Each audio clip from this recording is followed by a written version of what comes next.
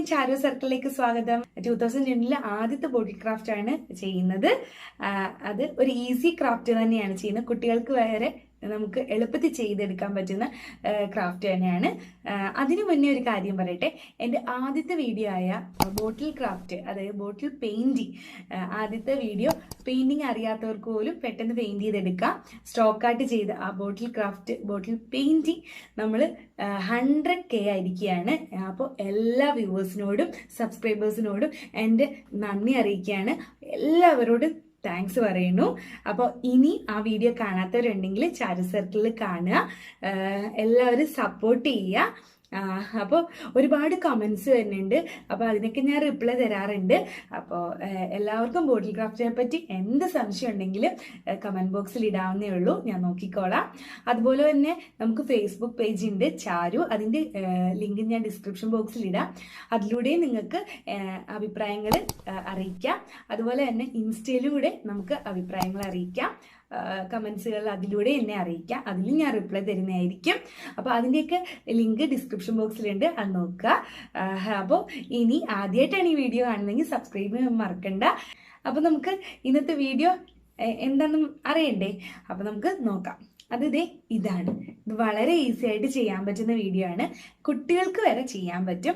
ഇത് മെയിനായിട്ട് ചെയ്തിരിക്കുന്നത് 3D ഔട്ട്ലൈനർ വെച്ചിട്ടാണ്. നമ്മൾ ഫാബ്രിക് പെയിന്റ് ഒക്കെ ചെയ്യുന്നവർക്ക് അറിയാൻ പറ്റും, നമ്മൾ തുണിയിലൊക്കെ 3D ഔട്ട്ലൈനർ യൂസ് ചെയ്യാറുണ്ട്. അപ്പോൾ അത് വെച്ചിട്ടാണ്. ഇതിപ്പോൾ ഗ്ലിറ്റർ ടൈപ്പ് 3D ഔട്ട്ലൈനർ അല്ല ഞാൻ ഉപയോഗിച്ചിരിക്കുന്നത്. കുപ്പിയിൽ എപ്പോഴും ഒരു കോപ്പർ, ഗോൾഡൊക്കെ ഔട്ട്ലൈനർ യൂസ് ചെയ്യാൻ ശ്രമിക്കുക.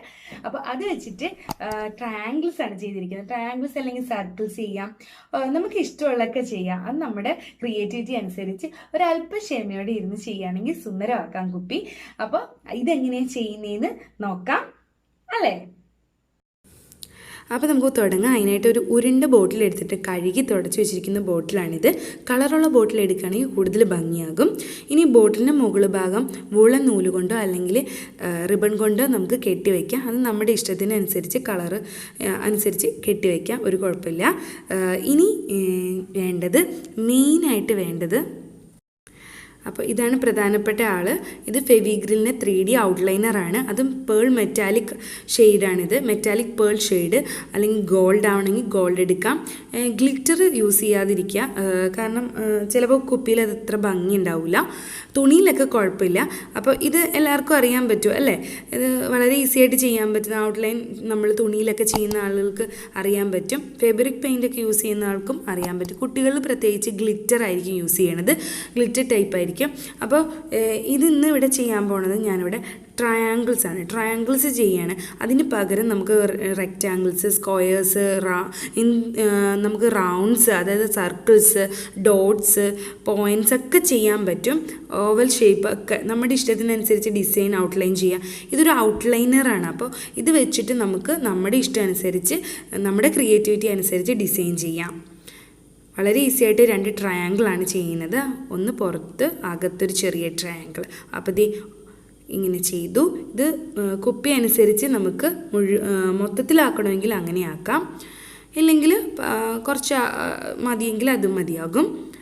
അപ്പോൾ ഇതിനി നമുക്ക് പെയിൻറ്റ് ചെയ്തെടുക്കണം. അപ്പോൾ നന്നായിട്ട് ഉണങ്ങിയതിന് ശേഷം മാത്രമേ പെയിൻറ്റ് ചെയ്യാവുള്ളൂ.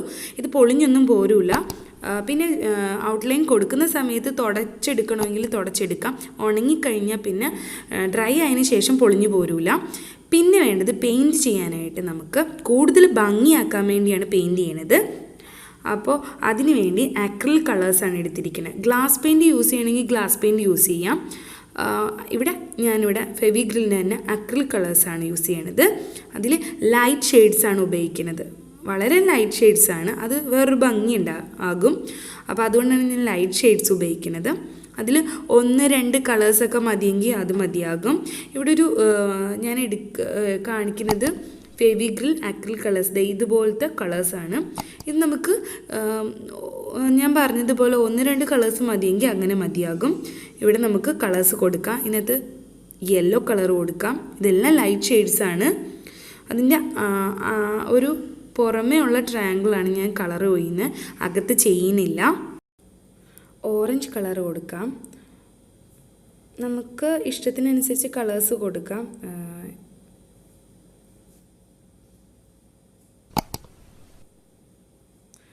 ഗ്രീൻ കളർ കൊടുക്കാം. ഇതെല്ലാം ലൈറ്റ് ഷെയ്ഡ്സ് ആണ്. നമ്മൾ പുറത്തുള്ള ആ ട്രയാങ്കിളിനാണ് കളേഴ്സ് കൊടുക്കുന്നത്, അകത്ത് കൊടുക്കണില്ല.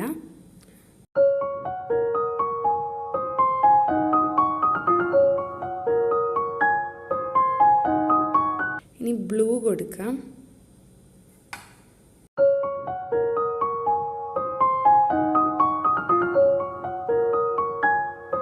അപ്പോൾ നമ്മൾ കളറൊക്കെ ചെയ്ത് കഴിഞ്ഞു. ചെറിയ ട്രയാങ്കിൾസിനൊന്നും കളേഴ്സ് കൊടുത്തിട്ടില്ല, നമ്മൾ വലിയ ട്രയാങ്കിൾസിനെ കൊടുത്തിട്ടുള്ളൂ. നന്നായിട്ട് ഉണങ്ങി വരണം. 3D ഔട്ട്ലൈനർ ഉണങ്ങിയതിന് ശേഷം മാത്രമേ കളേഴ്സ് കൊടുക്കാൻ പാടുള്ളൂ. കളേഴ്സ് കൊടുത്തു കഴിഞ്ഞ് കഴിഞ്ഞാൽ, നന്നായി ഉണങ്ങിക്കഴിഞ്ഞ് കഴിഞ്ഞാൽ നമുക്ക് പൊളിഞ്ഞൊന്നും പോരില്ല. അതുകൊണ്ട് അത് പേടിക്കണ്ട. ഇപ്പം ഇനി വേണ്ടത്, നന്നായിട്ട് ഉണങ്ങിയതിന് ശേഷം ഇതിൻ്റെ ഉള്ളിൽ, അതായത് ട്രയാങ്കിൾസിൻ്റെ ഉള്ളിൽ നമുക്ക് വൈറ്റ് ഡോട്ട് ഇട്ട് കൊടുക്കാം, കൂടുതൽ ഭംഗിയാക്കാൻ വേണ്ടി. പിന്നെ മുകളിൽ, ഈ കുപ്പിയുടെ മുകൾ ഭാഗത്തായിട്ട് ഞാനിവിടെ റിബണൊന്നും ചെയ്യുന്നില്ല, ഈ ഔട്ട്ലൈനർ കൊണ്ട് തന്നെ റൗണ്ട് ചെയ്ത് കൊടുക്കുകയാണ്. ഒരു ഡോട്ട് ഇട്ട് കൊടുക്കുകയാണ്. ഭംഗി കൂട്ടാൻ വേണ്ടി നമുക്ക് ഡോട്ട്സ് ഒക്കെ ഇട്ട് കൊടുക്കാം. ഇനി നമുക്ക് ആ ഉള്ളിലുള്ള ട്രയാങ്കിൾസിനൊക്കെ വൈറ്റ് ആക്രിലിക് പെയിൻറ്റ് കൊണ്ട് ഒരു ചെറിയ ബ്രഷിൻ്റെ അല്ലെങ്കിൽ ബഡ്സ് കൊണ്ടോ ഒക്കെ നമുക്ക് ഇട്ട് കൊടുക്കാവുന്നേ ഉള്ളൂ. അല്ലെങ്കിൽ ബ്രഷിൻ്റെ ബാക്കിലത്തെ ആ സൈഡ് കൊണ്ട് നമുക്ക് ഇട്ട് കൊടുക്കാം. ഇപ്പോൾ ദേ അതും ചെയ്ത് കഴിഞ്ഞു. ഇനി വേണ്ടത്, അതിൻ്റെ ചെറിയ ചെറിയ ട്രയാങ്കിൾസ് ഉണ്ട്, അതിന് നമ്മൾ 3D ഔട്ട്ലൈനർ കൊണ്ട് തന്നെ ഡോട്ട് ഇട്ട് കൊടുക്കുകയാണ്. അപ്പം നമ്മൾ കംപ്ലീറ്റ് ആയിട്ടുണ്ട്. നല്ല ഭംഗിയില്ലേ ഇത്? അപ്പോൾ ഈസി ആയിട്ട് ചെയ്യാനും പറ്റും. ഇത് കളർ കൊടുക്കുന്നില്ലെങ്കിൽ കുഴപ്പമൊന്നുമില്ല. 3D ഔട്ട്ലൈനർ കൊണ്ട് തന്നെ ട്രയാങ്കിൾസ് വരച്ചാലും നല്ല ഭംഗിയായിരിക്കും. കളേഴ്സ് കൊടുക്കുകയാണെങ്കിൽ കൂടുതൽ ഭംഗി കൂടും.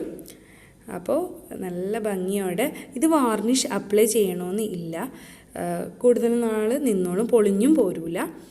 പിന്നെ പെയിൻറ്റ് ചെയ്യുന്ന ഒരു കോട്ട് അടിച്ചതിന് ശേഷം, നന്നായി ഉണങ്ങിയ ശേഷം വീണ്ടും കൊടുക്കാം.